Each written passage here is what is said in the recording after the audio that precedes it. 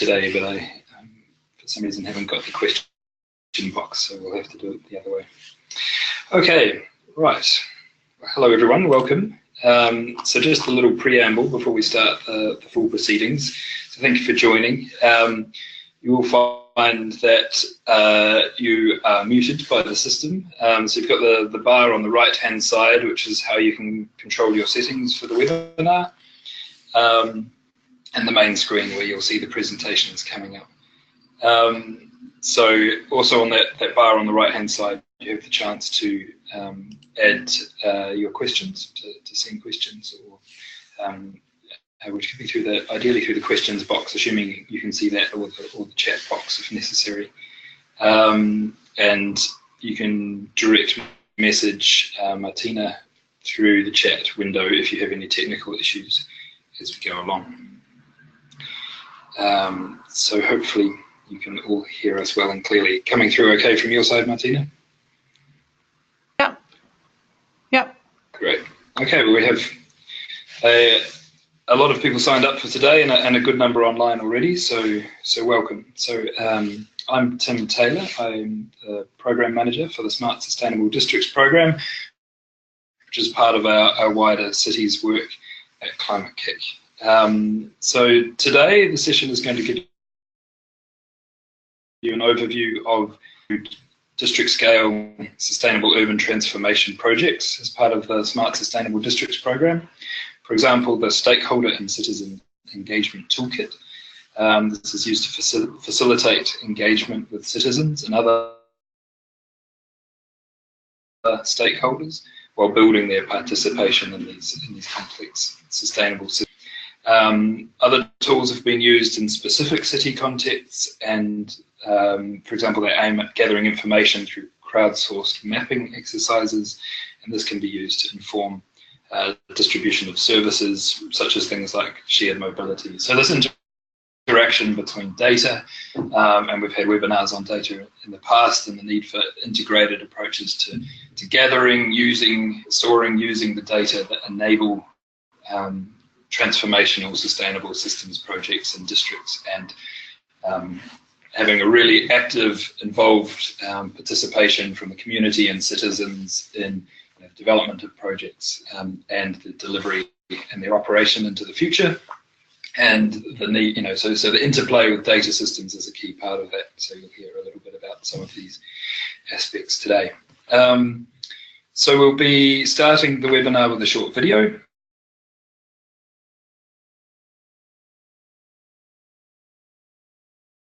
Following the Order and Citizen Engagement Tool.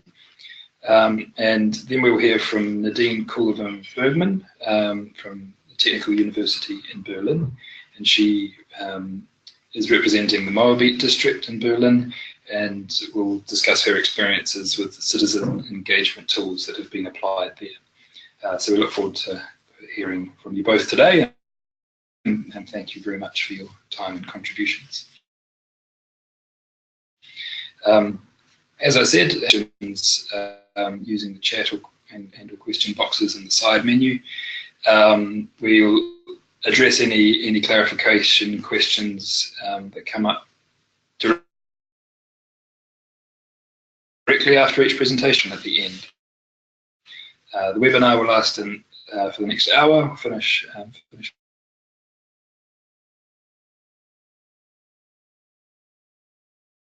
on the hour. Time, if you want to stay on, is we've got the webinar platform for a little bit longer, so you'll be welcome. So on that note, I'll switch it back to you, Martina, to play the introduction video.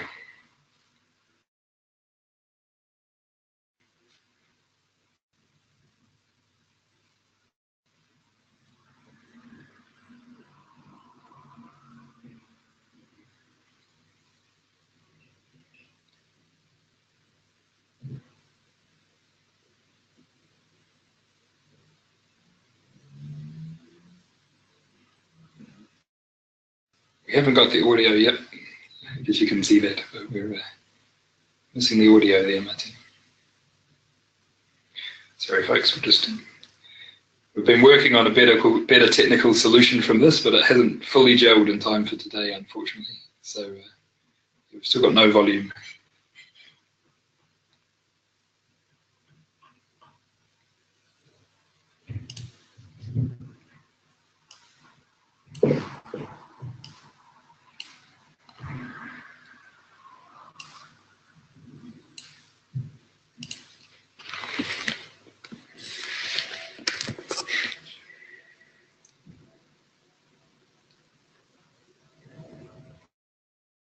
A second, I'll just try something else, see if that works. And if not, then I'll send you the video afterwards.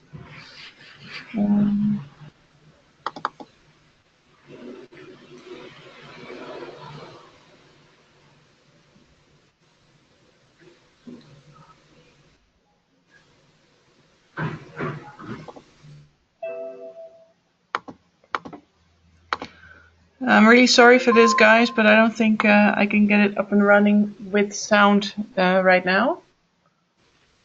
The test run went well. Okay, we might maybe we'll go to John, and we can, if you think of or direct people to the online version if we need to. Sorry about that, everyone. It's but not quite worked fine last time. We'll just have to move ahead for now and come to John. So John's been involved since the beginning of Climate-KIC. He was involved working with different European regions that helped establish Climate-KIC. He's worked as a senior advisor across different Climate-KIC programs since 2005. He's also been working as an honorary research fellow at the Institute of Local Government Studies at the University of Birmingham, where he undertakes research. His particular interests in governance, cities, sustainability, and migration.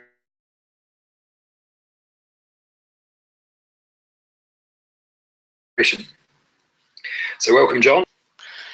Tim, thanks very much indeed.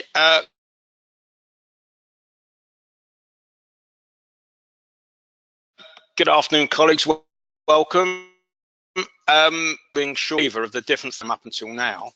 I'm here today to just give you a flavour of what we've been doing with regard to promoting stakeholder and citizen engagement. And I'm going to try and cover in less than 15 minutes the policy context, the ways that we can suggest workshops to develop this, the scale, the tool that we use to evaluate and encourage and promote this, how to find your stakeholders in your district or neighbourhood, how to work with them, and the benefits that that gives to you. Now, just briefly on the policy context, over the past 3 decades, there has been an important shift in thinking in this area. Those of you of my age will recall the type of old style top-down developments that there used to be, and these are increasingly frowned upon. And more frequently, we now get an emphasis on the importance of discussion and consultation and debate. But the question often is the substance matching the rhetoric? And the stakeholder and citizen engagement tool that we've been developing in Climate-KIC is designed to help you, project managers, policy officers, local stakeholders, citizens groups, to be able to test the rhetoric and ensure, using this method, that you and these range of organisations are involved in the key decisions that are made in your district. The templates of best practice in regeneration now all stress the importance of citizen and stakeholder engagement, particularly for the areas that Climate-KIC has been involved in and in our sustainable districts work. The climate change challenge makes this absolutely central for the low carbon and environmental agenda, particularly where you're trying to change the behaviour and practices of both citizens and organisations. And if they're not actively engaged, then the goals and objectives of decarbonisation and the low carbon agenda can't be realised. Now, it'd be fair to say that you often find lots of scepticism about many people about this, often people feel it's a bit of a smokescreen for done deals or dubious developments. So there's a big gap between the rhetoric and the reality. And we are emphasizing that this can be countered. You can get effective citizen and stakeholder engagement, and the approach and method that we've been adopting to address this challenge is an approach that can test the rhetoric of engagement against the reality. And the entire approach is based on the view that the active engagement of stakeholders and citizens is vital for the achievement of smart, sustainable districts. Now, we can offer engagement from a one-day workshop to the lifetime of your project. We can offer the support that would encourage and promote that engagement. And today, I follow the introductory one-day workshop format, and that slide gives you a possible timetable for an interactive participatory day that would give the sense and equip you and your colleagues in your neighbourhood or in your city a framework in which to undertake and develop this work. We'd start off with the shifting policy context that I've just outlined to you, and then we work in small groups in a breakout session where you mix up different neighbourhoods or districts if it's a wider grouping, and then get some quick feedback and get people thinking about what's worked in their previous experience, what you should avoid doing. You might pick up a cynic or two amongst the grouping who thinks that nothing is possible to change.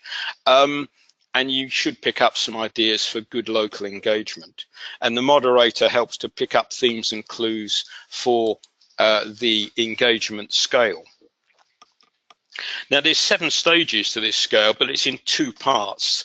Part 1 looks at the engagement framework, and I think probably too many of you are familiar with being involved in partnership which has got minimal engagement, where there's what we might call tokenism. So there's 3 types that we distinguish there: minimal engagement, the formal partnership, where there's a nod towards drawing in a wider range of players, but still power and authority is held with the main organizer. And then the goal that we have of a much more engaged and diverse partnership. The model's in 2 parts because we need both an overall framework for your overall steering group, overall committee, and then when you're developing work in more specific areas, where you want to draw in a wider and more diverse range of players, if you're developing the strategic planning of services, co-creation, if you're looking to engage a range of players in the delivery of a service or project, co-management, or where you're getting citizens to be involved in the production, at least in part, of the services they're using themselves, what we call co-production. And there's the ultimate goal of having co-responsibility, where in all of these areas you've got extensive detailed engagement. Now, the key starting point that we find is the engagement framework. That's the key. You can't afford to get that wrong. You need to bring players together. Who are the key stakeholders you need to involve? How rigorous is your stakeholder analysis in finding who you're bringing together? Who do you then decide to include on your main steering group, and why? And as important, who are you leaving out? Can you justify your choices to a public forum, to the press, on the local radio when there's objections and complaints? Are you robust in the reasons why you've included some people and left others out? And then you need to sort out where authority and power will lie within the overall steering group. And these are the crucial starting point and very much the guts of our introductory workshop, but the starting point more generally for any serious stakeholder engagement. And then we break down into discussions and exercises and feedback on this, exploring on the stakeholders. How has this been assessed? Who's missing? Why? How important are the emissions? How do you tackle them? And then there's a question about whether sometimes it all sounds too easy, because I think we all know that significant regeneration is never easy. You're affecting and changing people's daily lives, and there are bound to be tensions and different views. And if it all seems smooth and quiet, then I suggest you go back and check again as to whether we've got all the key players who need to be engaged. When we turn to more detailed engagement, again, you need to look at the specifics, and Nadine and the follow-on will indicate some of the ways that we've done this within the SSD program. I mean, particular example I found fascinating was on the strategic planning of a service in Utrecht, where they were developing a new energy plan, and they needed to involve a broad cross-section of Utrecht residents in the thinking about the plan. Very novel ways in which they drew them together via a lottery. Large numbers of people they actually were interested. They got 165 engaged in 3 Saturdays and workshops. Now look, this requires considerable amount of officer time. Citizen engagement is not a free lunch. It takes longer to reach decisions, but the advantage is that the final proposals have much greater legitimacy. And this is really important. So the second key exercise we have is on working with stakeholders in your subgroups. Are you sure that you've got a representative group? If you're doing urban planning on the design of a park or traffic calming in a neighborhood, and you might have a wide partnership for your main steering group, but when it comes to an issue like traffic calming, the temptation might be to leave it to the traffic engineer or the local planning officer. And the danger there is they're trained in a culture of car first, how to maximize speed and traffic flow through a neighborhood. And then if you don't involve all the local players, the local organizations, the school, the tenants and residents associations, then you'll end up in trouble if you've got a top-down imposed solutions. So again, you've got to ensure, even if you've got an overall broad engaged partnership, that when you're working on specifics, you also avoid the token partnership, and you ensure that you keep your engaged methods for the specific areas of interest. So how do you involve stakeholders? If you're doing a long-term replanning of your neighborhood, how do you retain their interest? And it may be that over a period of time, how do you bring in new blood and renew the group so that the initial established group doesn't become too settled in its ways? So these are all issues that you've got to consider. So just briefly to conclude, the scale helps you, local people, civil society organizations, other stakeholders, gauge the depth and quality of the involvement that's being proposed. It helps neighbourhoods determine where project partnerships are being transformed into new long-term cooperative relationships. And given the importance of behaviour change, it's particularly pertinent to initiatives that address the climate change agenda. The scale is a way to check for guff, for greenwash, for good rhetoric, but little change in reality. But the scale also as a tool has wider generic application. This is a way to encourage new methods and approaches and give a higher profile to citizen engagement. The case studies from the districts of the tools and instruments give illustrations of how varying tasks can relate to each strand of the scale. These wider participatory processes require new skills and training, and that's what we within Climate-KIC are able to offer. A word of warning: the use of the scale doesn't remove conflict. It's not a magic wand that resolves arguments about how to use limited resources. Those arguments will always occur, but what it can do and does do is promote transparency so that people can both see how decisions are being taken and can be involved in them themselves. Now, I hope that gives you a good introduction into the approach that we've been following in Smart Sustainable Districts. It's a flexible method that we can tailor to the needs of your district. We're developing these knowledge services in association with our Knowledge Development Centre, the Transitions Hub. We can do a one-day introduction of the kind of outline there, provide ongoing advice, 6-12-month review, a 3-year partnership. Let's know what you're interested in. You're going to ask about cost. For an introductory, it's probably between 4,000 to 6,000 euros, but you've got sources from ERDF, technical assistance, European Social Fund, or your training budgets, but these are things to discuss as a follow-up. The crucial thing is, I hope that we've given you a sample and a flavour of the way that we can help stimulate stakeholder and neighbourhood engagement in the initiatives that you're taking in your districts. Thank you.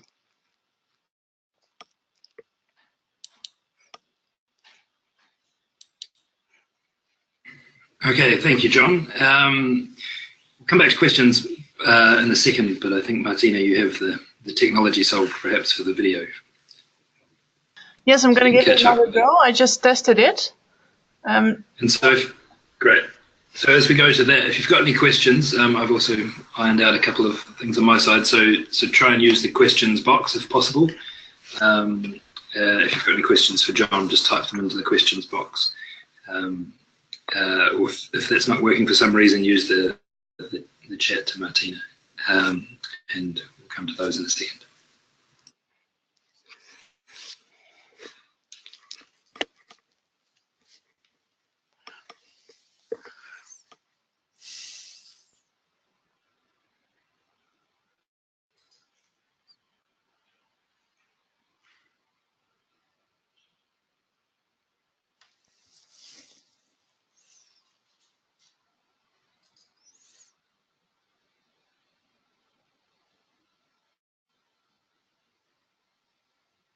Okay, this is really frustrating because it worked just now. But since it's not working at this moment, then I suggest that we'll just make the video available to you guys afterwards. Sorry for that. Yeah. Okay. Best will in the world. Something's getting lost between your computer and the rest. So I'm just checking the. Got a few questions, I think, that were mostly around the operational technical issues. Hopefully it's working for 99% of people online. Okay, so I think we'll move on. Thanks a lot, John. I've got a couple of questions, but we can come back to those later. So I'll introduce Nadine. So Nadine's a trained architect and an urban designer. She's worked for more than 8 years on urban development projects and is highly experienced in complex stakeholder management, the design of co-creation processes with transdisciplinary expert teams and citizen engagement. She's been the project leader for the Green Mower Beat project in Smart Sustainable Districts, and that started in 2015.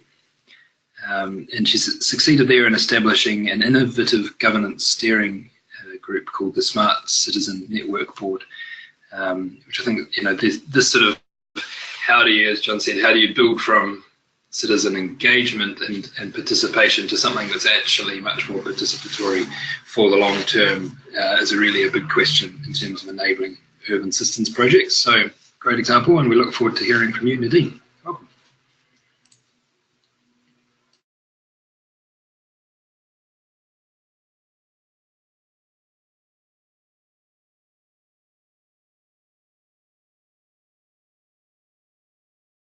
still muted, Nadine, at the moment.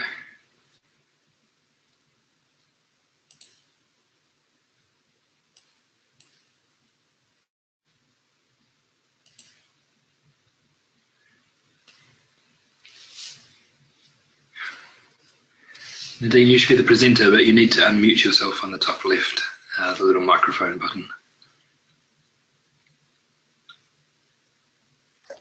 Hi, now it should work. Am I right? Yes, we've got you. Thank you. Fantastic. Okay, welcome everyone. Thank you very much, Tim, for the introduction, and thank you even more, John, for giving an excellent overall framework and for making everyone aware again of the risks and of the prejudices that are around when starting citizen engagement processes, because it's still seen as something separate from planning and developing processes, and it shouldn't, because it's obviously for citizens. It's for the users, and we should have them on board right from the start. Now, what will I be talking about to you now? As my experience in the last 2 years was the one of the district leader, the project leader in the Smart Sustainable District projects Moabit West in Berlin. I can tell you about the tools we've used, also developed within this process and applied there. And I've also started working on advising for a couple of districts within the program, and I'm very happy to also give further advice in the future on these processes. My presentation will be about the high ambitions that we have within SSD to make the citizen engagement not just the flanking exercise, but really something that is a core and a core methodology of the processes. I will talk about the fields of applications, and I will also take you a little bit through the timing of when certain tools will be or are useful in application. And I will take you through a small roadshow about the variety of tools that we have tested so far, and give you my experience and conclusions at the very end.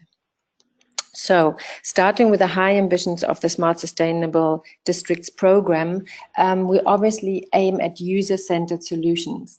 And this means that we have to put the citizens first and have to listen to their demands and their requirements very well. And this applies for either urban regeneration projects like the ones that I run in Moabit West, but also the same applies in new build projects and new districts like we also have in our portfolio now in SSD. So the IT-based district developments that we are aiming at have proved to be more successful if they come out of co-creation processes. And co-creation processes, we really mean stakeholders, co-creation processes on the local side together with SSD experts from European universities and institutions, but we also mean co-creation processes in terms of citizens giving away their knowledge to experts and are heard throughout the process. And I've captured this in 3 main fields of, or let's say typologies where these tools can be located. So one is really the aim to execute education and capacity building within municipalities, but also within citizens and experts. One is a not to be underestimated field, which is communication tool.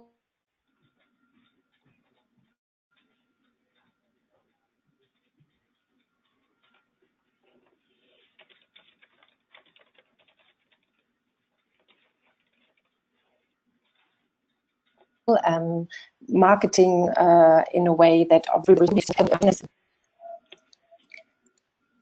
and in this one, we obviously hope to engage citizens to take more intelligent and smarter decisions in the future. Now here you see the landscape of tools that are already in the SSD portfolio and that we've tested and that we've run throughout. So starting from the marketing and communication side, for instance, in Moabit, we have set up right at the beginning of a project a website that ensures transparency, but we've also throughout the process have continuously produced print material that could be used in conversations, but also in communication with politicians and local citizens. We obviously work with the newsletter of SSD to bring out our information, but we also had local German blog issues, which then help to for everyone to follow the process. And we've also made an emphasis on public events. The second main field is obviously education and capacity building tools. And in this one falls the webinar like the one you're currently listening to. But we also have expert and citizen trainings done in the process, mainly to really communicate best practices from other areas and bring them into the local environment. And the most interesting one that we've carried out was an interactive exhibition done with citizens or in the field of Moabit West. When it's or concerning decision supporting tools, in my department, Cora Conscious City from TU Berlin, we have developed a fantastic co-creation methodology, which is really helpful to get citizens as well as experts on board and to co-design future solutions. But there's also other partners that have similar methodology that can be used and applied. In terms of intake, the citizen knowledge, we have made use of crowdsourcing platforms such as MarketSpot, but also the Urban Gallery, which is also an online tool that can be used to collect information about stakeholders as well as policy frameworks and other databases from the open data site. And the most complex one that I'll talk to you about is obviously the City Lab, where all these tools are unified in one place and in one lab environment. Now, in terms of the timing of these tools, it's very important to understand that different tools help different processes. So the communication and marketing was obviously very helpful. And now I'm looking at the top green slab.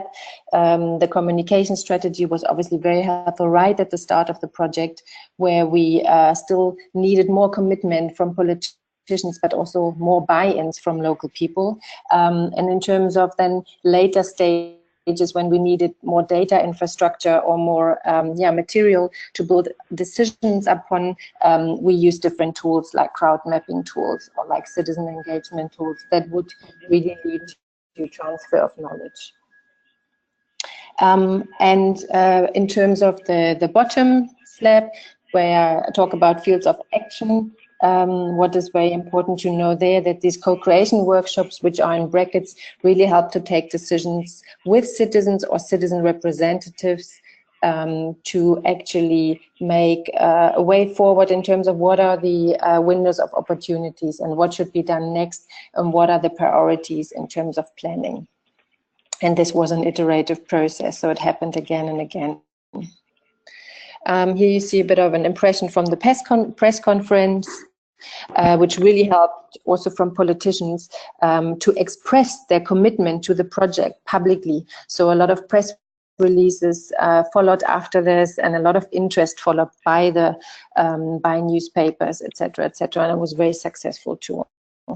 Then we also did for our external experts from the SSD environment, but also for people who were not sure about the potential of the district itself. We organized a guided tour in Berlin and made sure that all the subjects that are already were already highlighted as potential window of opportunities for smart development, we would discuss, but also we would look at, because it's an urban regeneration project. There were things that were already in place that we could refer to. And last but not least, as example from the marketing and communication side, as said before, the website helped very much right at the beginning of the process and was maintained with blog feeds throughout. And you find this under ssd-moabit.org. and we had quite a high frequency there, up to 2,000 clicks per month. So a lot of people found out about it that we don't even know who it was. And then we had a very successful data story built up together with the collaboration of a newspaper here in Berlin. And this was also a very informative tool for people to understand and to build up general knowledge about mobility challenges and also mobility options of the future. In terms of education and capacity building tools, we run an interactive exhibition, actually, which was organized also partly together with students from Berlin.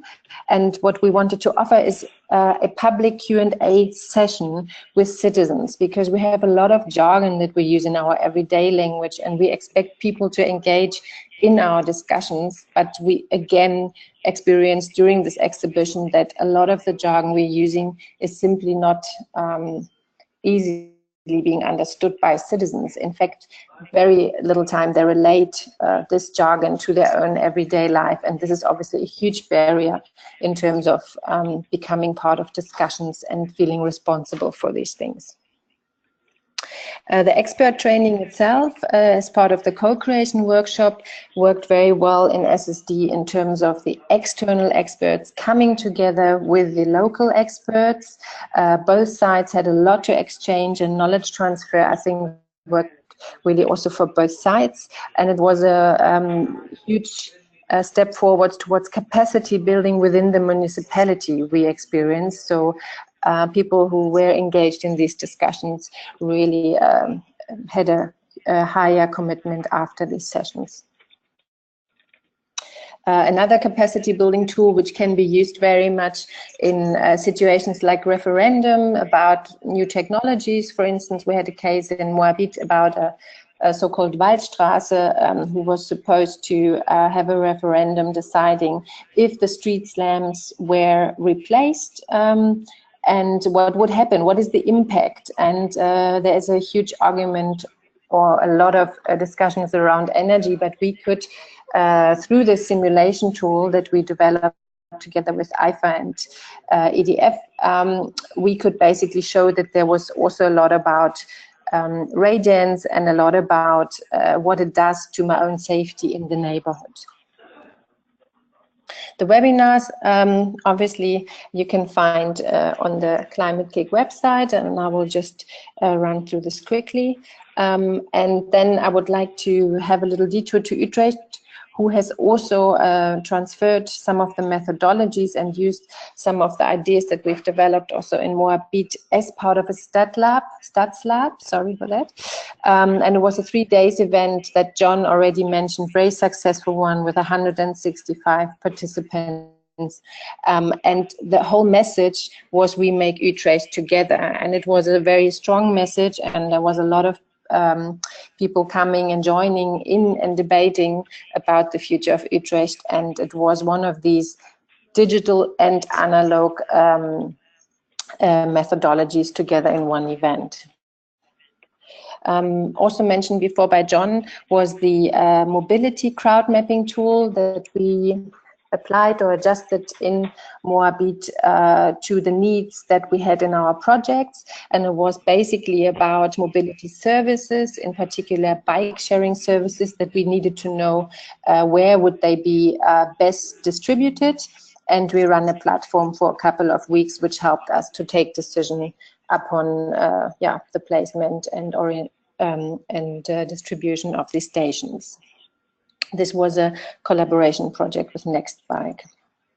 And my last example of the tool, which is the most complex one, as mentioned before, it's being developed here at TUB under Professor Bunschoten and his team, and we have basically built up the Cora Conscious City Lab, which is now in full action and used as scenario development and negotiation tool. And what it does mainly, it really visualizes and brings together various aspects from various domains, and it visualizes their spatial impact. So on this base, we could lead a lot of discussion with experts as part of Moabit West project, and we could concept and also show the impact of integrated solutions. So it's a really innovative urban design strategy applied.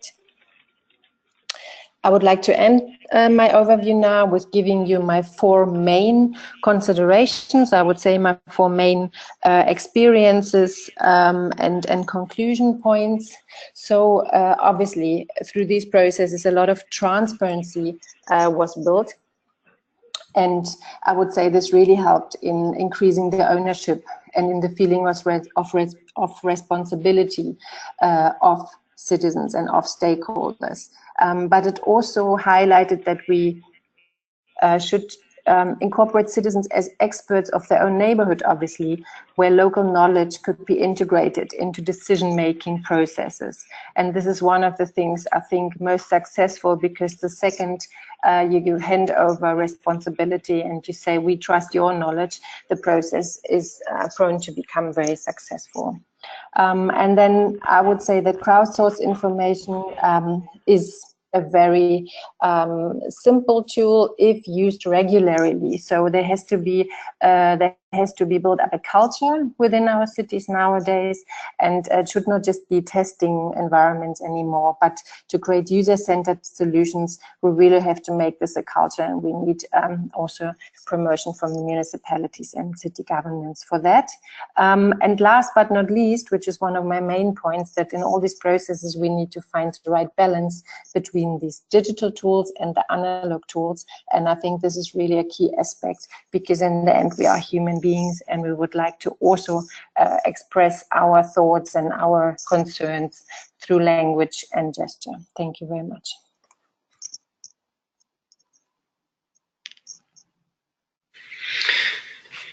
Thanks a lot, Nadine. Some excellent summary points there, I think. That yeah, really capture some of the challenge, but also the opportunity. Right.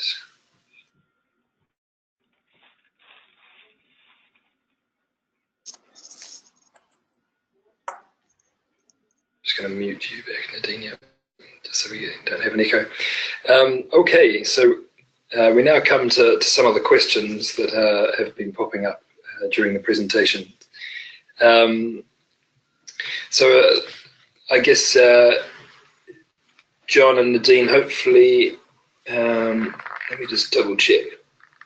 So actually I'll unmute you both, yeah, but if you can each mute yourself when you're not speaking, just so that we don't get any feedback, you'll be able to pop up and answer.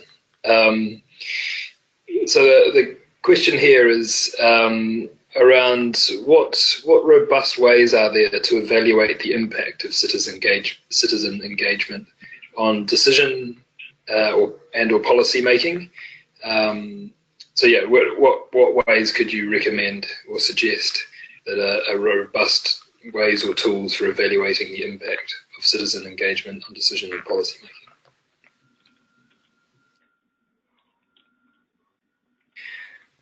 Who would like to field that one?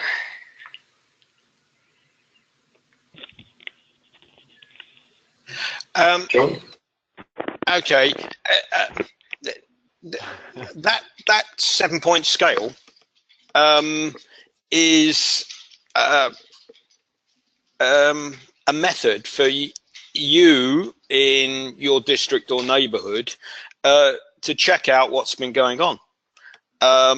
And you and your group or your organization, your tenants or residents association, a major development's been happening, who's involved with the overall steering group, who's involved in the discussions with regard to the new shopping centre that's being proposed, or the kind of things that Nadine was giving an example on, the revamping of the street lighting or whatever. And I think what we've got there is a potential model where you can say on either the overall context or the specific context, who's been engaged and who's been involved, or is it, as I said, sometimes happens. It's a done deal that's all sorted out behind closed doors between the main developer and the public authority. So that's why I think the method is something where we should be encouraging active engagement from the beginning. Now, as I said, that won't guarantee that everything is harmonious and everyone is happy, but I think it's a way of testing out whether we are getting citizens and stakeholders involved. Now, sometimes you'll get awkward arguments because there'll be two competing local groups that claim to most represent the area, or you'll get some powerful local players who want to exclude others. But that's the rough and tumble of politics that's both local and wider. And if you feel, or if your colleagues feel that there's exclusion been going on, then you have to take that up through the local newspaper, the local elected councillors, onto the local radio, so you make an issue about it. John, I think just to jump in there, the question was around, I guess, evaluating the impact of citizen engagement. So be it done well or not, what impact has that had on the decisions made, policy making? I guess it's trying to create that the loop back from the value case back for why this is important. Do you and Nadine have any examples around useful approaches for that sort of impact evaluation? Or can you use your tool in reverse? I think you can use the tool. As I say, you won't always get 100% satisfaction, but you can use it to say, well, who's been involved in that decision? Have we missed key players out? Are there mistakes that we made in it?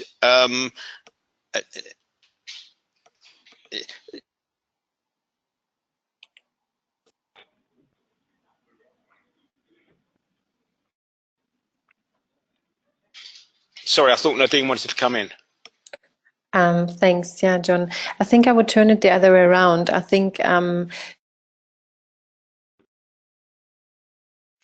can speak now, I guess. So I would say the monitoring the impact can only happen if you come back again and if you have a continuous offer for citizens and stakeholders to engage.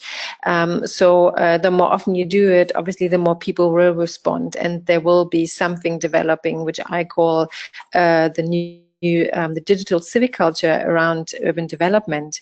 And I think it purely will impact in everyday discussions from people who will all of a sudden know about what's going on in their neighborhood and what is being planned. So the impact will be felt in our everyday society, I would say.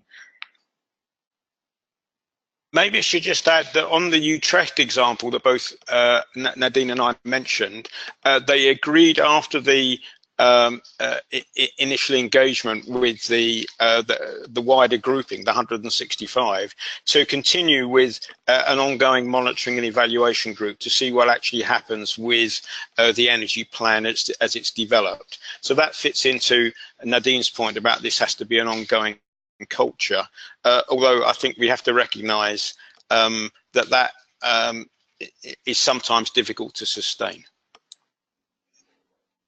Maybe one last comment on this in terms of culture. I mean, it obviously has to be institutionalized in a governance system. So the Smart Citizen Network Board that I built up as part of the project is now an ongoing tool. It's basically, it has been adopted officially by the district authority, and it is a multi-level governance tool where different domains can speak and where basically also citizen ambassadors can come and join the discussion and tell everyone about what is actually the urgent issue right now.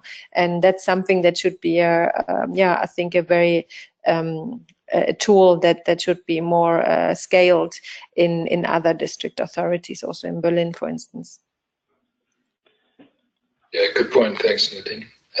So the next question that I can see is around interested in how citizen expectations are managed in these kinds of projects. So I guess there's, bringing in the engagement, but how do you manage expectations in an appropriate way?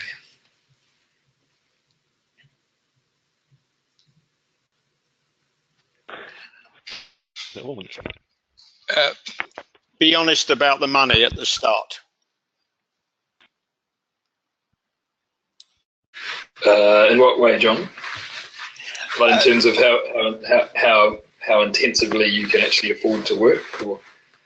No, I think it's to do with just a degree of honesty, first of all, with regard to what the resources are that are associated with the project, so that there's a recognition that there's not an infinite amount of resource, either money or time, with regard to it. So in a way, be honest with regard to the framework you're working in, and then it's a question of being clear that we are talking about priority setting here. Now, our program would give a higher weighting to issues that are addressing climate change and the low carbon agenda and energy efficiency than some others would. But I think in all these regeneration initiatives and whatever, you're never going to be able to meet all citizens' expectations. But I'm also wary of those who want to raise that, first of all, to say, oh, we've got to be careful, you mustn't raise expectations too high. And then that's a cover for basically not involving citizens so much, because people are afraid. So I think that one should try and engage as widely as possible, but be realistic with regard to what the capacity of the initiative is able to do. I fully agree with you, John. I think it's really about showing the limitation of the decision making that can be influenced as part of a citizen engagement process. And it's also the example I gave from the bike sharing stations, that we relied on the knowledge of the citizens of where this could go. Now, obviously, if you run such a process, you should really say how much of this will then be part of an implementation, or is it just a test, or is it something that you will see and feel by a certain time in your own neighborhood. And I think because it's still a relatively young kind of tradition to do these kind of things, we have to have many more cases and many more success stories to actually build up the trust that wherever I give my voice, wherever I say, yes, great, no, I don't like it, this will impact in something. And it's, yeah, we have to work on this much harder. Okay, thank you very much, both. Now, this question kind of turns it the other way around, in a way, and asks what type of incentives, in your experience, best help to motivate citizen engagement. So that's how do you get people involved? And I guess I would just like to add a little bit to that question, which is around kind of equity and ensuring that not just the right people are involved from a technical point of view, but how can you make sure that everyone has the opportunity to be involved? And there are some very obvious and some less obvious barriers to really sort of equitable participation. Do you have one or two suggestions? So how do you motivate greater participation, and how do you make sure that that's also an equitable opportunity across the community? So that's exactly relating back to my last conclusion point, which was about the right balance of analog and digital tools. So I'm fully convinced that only through a variety of formats offered as part of a citizen engagement process, you could even try and reach an equitable level of people with different backgrounds, different types of interest to really form an opinion, which then represent the society in, let's say, this one neighborhood, or which represents a motor group in the best way. And apart from the variety of formats, like online or app-related tools, as well as really street festival and other engagements, are also made a very hard learning curves in terms of it should not be, you should not be the one in the urban development processes, especially I'm speaking for project developers now who start a process from zero completely. What we learned the hard way is to really piggyback on other ongoing processes. And this might be a weekend market on a Saturday, or a bicycle market in a place around the corner, which is frequently used in any case, and start conversations there and really have low barrier conversations to pick up some of the themes. And then obviously it can be developed in much more complex formats and much more digitalized tools in the end. But I think you should really recognize things that people are interested in their everyday lives, to start a connection with them and to build up trust. I'd like to both endorse that. That seems to me to be really important, and then also link it to another thing that Nadine said earlier on about the language that is used, and the importance of using the language of everyday citizens. So a break from the complex academic jargon that is often used within the university sector. So I think it's really important that we're clear. If you're wanting to involve people, we should be clear as to why and what it is where they will then potentially benefit. I think we've got to be hospitable. You know, come to a meeting in a cold and drafty church hall at 7:30 on a wet November evening and not offer them a cup of tea. I mean, you're hardly giving a signal there of welcoming engagement. And also, those meetings, if you do have them, have to be clear and well organized with a clear agenda that you stick to. You know, a bit like you said, this is a webinar for an hour, this is what it's going to do, and this is what it's going to cover. So I think there's some basics there to show that we're being welcoming, and that's part of the way of showing that we're being serious. We want to listen to people. Thanks, John. That's well put, and I guess that's a very good segue to the fact that it's 2 minutes to the hour, and we are going to stick to time for the formal webinar. So, as I said, people are away. There are a couple more sort of specific questions already in the chat window, and we can come to those in a minute. And if people want to stay on for a little bit more conversation for another 15, 20 minutes or so, that's absolutely fine. So you're very welcome. But at this point, we'll close the formal proceedings. I'd like to thank you very much. Thank you both for your presentations and discussions today. I guess we'll circulate obviously the link to the video, and apologies for the technical hitch there. But definitely it's just a couple of minutes long. It was supposed to be a snapshot at the beginning, but we encourage you to have a look at that and also share it, tweet it, LinkedIn it, and all such things. I guess, John, will also, some links to your tool and material that people can access freely. So what's available and how they can use it. We provide those links as well. So there'll be a follow-up. And just another note from me is that we currently have a call for proposals out for Smart Sustainable District projects at the moment. So we'll also circulate the link. But basically, if you go to the Climate-KIC webpage, look under it's a little bit hard to find, but if you can either Google it or look under the About Us tab, and on the far left-hand side, calls for proposals, or current calls, and there is one for Smart Sustainable Districts.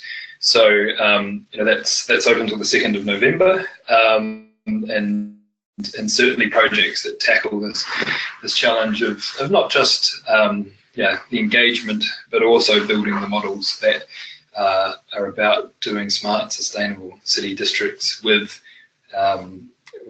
communities, not for or to communities, and into the future, and the kind of models and approaches that can enable that. It's definitely an area that we think is hugely important, and one that we need to see a lot more innovation and also sharing of best practice and scaling of innovative approaches that work across Europe. So certainly an area that we would be interested in seeing projects come forward either this time, which does close in a couple of weeks, or there'll be another opportunity in February, March, early next year. And we're running yet another webinar on Thursday, specifically around the call process. So I encourage you to seek out that document. The links are all in there for the webinar and further information. And if you want to contact me with any questions. So that's just a little plug for that. But otherwise, thank you very much. We will. Looks like we have stopped recording, so that's perfect. And yeah, we'll be here. We'll keep going with a few more questions for the next 15 minutes or so. There'd be a round of applause there if there was a way to unmute you all, or if there was a button that I could push. Deliver that for Nadine and John. So a virtual round of applause.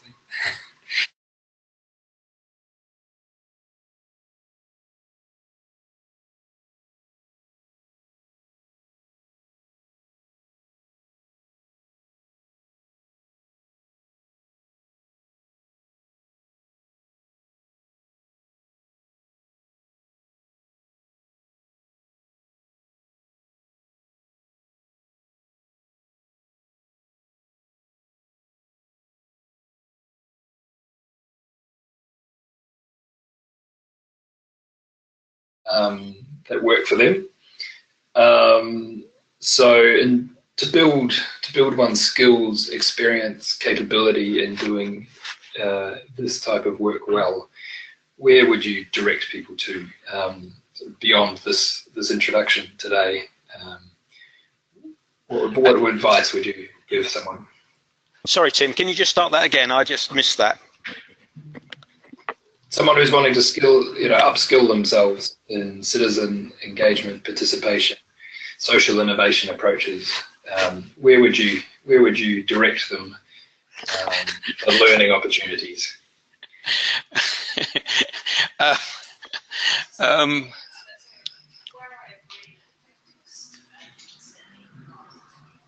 not really sure I've got a simple answer to that. Sorry.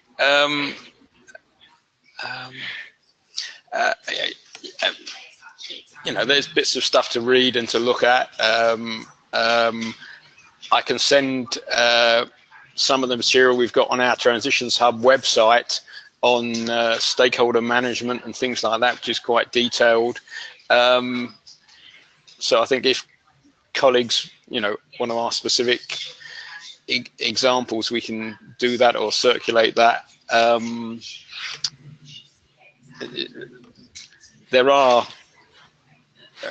a range of obviously quite extensive materials that have been written. I'm never quite sure if I'm a practical officer in the Moabit district, they don't necessarily want a big reading list sent through. They want some easy guidance in a way. We can send some of that through, for people to have a look at. So definitely sounds like an area for us to develop more kind of capacity building and training in. Nadine, do you have any sort of easy answers on the where would you start for upskilling in this area, or do you think it's really one of those things that just comes with practice?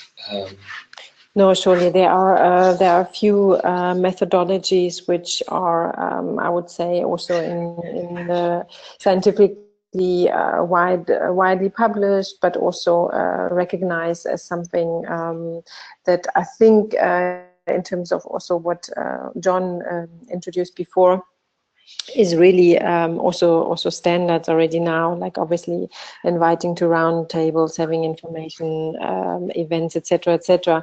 I think that's something that you can find in literature. Well, at least Germany has a wide and long history about these type of tools, and I'm also would very much recommend to look into everything around grassroots innovation and how to get grassroots innovation, which for me is also citizen engagement related, how to get this into urban planning. So there's a whole couple of literature that I could forward or collect or share. If anyone wants to have more information, I'm very happy to share this. Okay, good question, because we'll obviously it's a good challenge for us to work on a simpler answer for next time. So, but Nadine and John, thanks for being available to answering specific questions from people. And I think I would just also sort of add, there's a part of the original question was how would a student or someone get started? And I would say look for some opportunities close to home. Where are there projects? The best projects kind of grow out of people actually getting together and collaborating on things they want to see happen in their community, because then it's already this is embedded from the beginning. So I think sort of seeking out local organisations and getting some local action happening in a truly participatory way would be a suggestion from me. Another sort of more specific one was around, do we have any examples more specifically focused around energy, particular interest in sort of smart grids and meter systems, solar panels and storage? Do you have any good examples that you can point to where I guess rallying around that sort of technical system has been an opportunity for growing citizen action? Well, Tim, I mean, what we've seen, for instance, also in the Copenhagen case, and what also relates to the question before, is I think the key point and aspect here is to really be aware of what is going on already. And in the Copenhagen case, I mean, people in the energy block project really formed themselves as a critical, group of people that would really start something and raise question and also initiate a project by themselves. So I would say, especially in the energy sector, there is a lot of own initiatives going on that are basically organizing themselves through media and digital tools, and that should rather be incorporated. So it's not about starting these things and processes from start, but it's really integrating the ones that are going on. And I bet that in every city and in every second neighborhood of a city, there will be something which is already kind of what one could almost call a decentralized kind of own community that organizes themselves about resources and other things. In terms of examples, for 25 years now, the Frankfurt city has had established an energy agency, the Energiereferat, and that has had a substantial impact in developing a range of combined heat and power initiatives within the city, and a range of other initiatives. But the Energiereferat as an arm's length agency has then been able to link in with small scale providers and take forward a range of initiatives. It's changed the regulatory framework within the city with regard to energy, and has then helped to stimulate, partly with the main local municipal energy company, but not just with them, a range of renewable energy initiatives. And also changed some of the building regulations. So we've seen some developments with regard to energy facades and others. Now, their material is available in German, but there's also a reasonable amount that's available in English for other colleagues. So that would seem to me to be a good starting point if you're looking for how it's been done within a city, but also within parts of a city, within districts. Yeah, and I would just add, I mean, certainly in the UK, but I think far and wide, sort of community energy projects, be that sort of cooperatively owned small wind farms in Germany and Denmark and around Europe. Certainly in the UK, you see seen quite a big movement into community solar projects, particularly when the feed-in tariffs made the business case quite easy. Groups were using those as to establish kind of income streams for other projects. So obviously kind of case by case. There's a neat little organisation I came across a while back in Bristol. I think it's called the Cheese Project. I can't remember what it stands for, but they use a relatively simple heat detecting attachment for an iPhone, and they go around and actually map the insides of houses in 3 dimensions to see where heat loss is occurring, and use that as the basis for retrofitting projects. And that's really a community group out walking the pavements, letting people survey their houses. And you can see how, if that was a big private energy company knocking on your door saying, we want to scan the inside of your house, people are probably a little less enthused. Where it's a voluntary group from their neighbourhood, it works in a totally different way. So probably a lot of examples. But yeah, I mean, I think energy, particularly also food. I mean, I think probably food's even is a really tangible, immediate rallying point. But it's those things that everybody needs to eat. Everybody's using energy in cities, housing potentially. But these are are really quite good rallying points for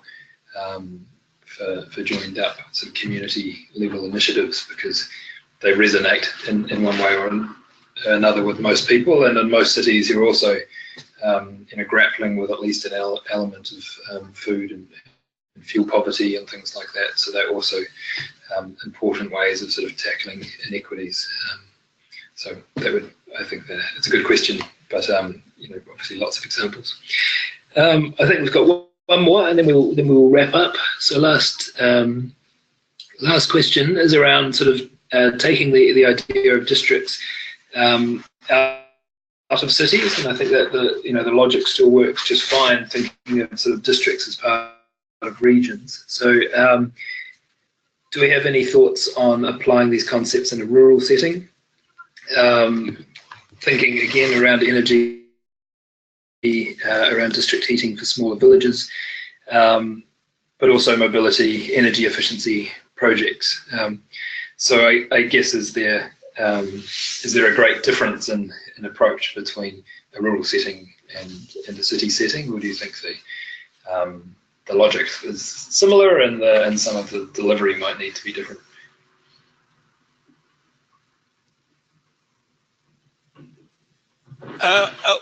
At one level, with regard to scale, quite often are both smaller towns, but particularly villages, it can be more cohesive, or it's the engagement of the players can be easier, potentially, not always, but potentially. The issue is density. So the big advantage of cities, I mean, at times it's their drawback, but is that you've got a large number of people, players, movements. So it's most obvious on transport, yeah. With regard to the kind of problems there are with rural bus services, where there's a limited number of people who are going to be using the service, and how do you sustain it? So, and I think that the density issue is a real issue, the spatial spread that comes within rural areas. So I think the principle of stakeholder and citizen engagement is fine, and in some places it'd be easier to engage people in a village of 2,000 or 5,000 than it would in some of the anonymous outer estates of some of Europe's cities. But I think there are some objective factors to do with the scale, the density that you're dealing with, and the numbers that you're dealing with that make some things harder. And I think you have to adjust that and recognise that in the work that that one undertakes.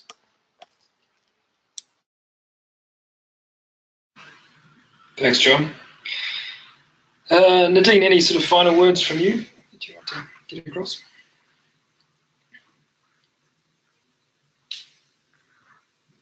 Sorry, I had to unmute myself. I'm really not an expert in rural developments, but I would suppose that social bonds already happen in a different way than through the struggle that we have to go through when trying to connect to a district in the city, obviously. But I think, yeah, just the final remarks is that, or just emphasize is again that no matter what, if it's in energy or food or like other new systems that we would like to build up, I think we have to see them in a rather in a holistic way. So one really depends on the other, and I think this is also something that where we can basically start with citizen engagement as well. That obviously, if we come with one subject, we should communicate clearly that this one subject is related to a whole lot of other areas of everyday life.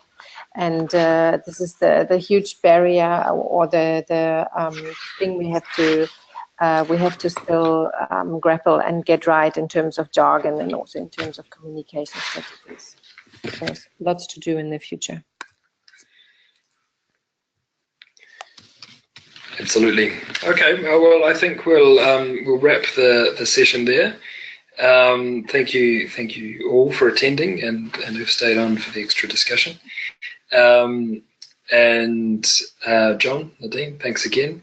It's a really challenging area, but a really critical area, and certainly one that we all need to get better and better at if we're really going to transform our cities into the sustainable, resilient, and healthy places we know they need to be. So thanks a lot for today, and as I say, please, for those who are new to the program, get in touch if you're interested, if you'd like more information. We really look forward to hearing from you. Thanks a lot, everyone. Thank you.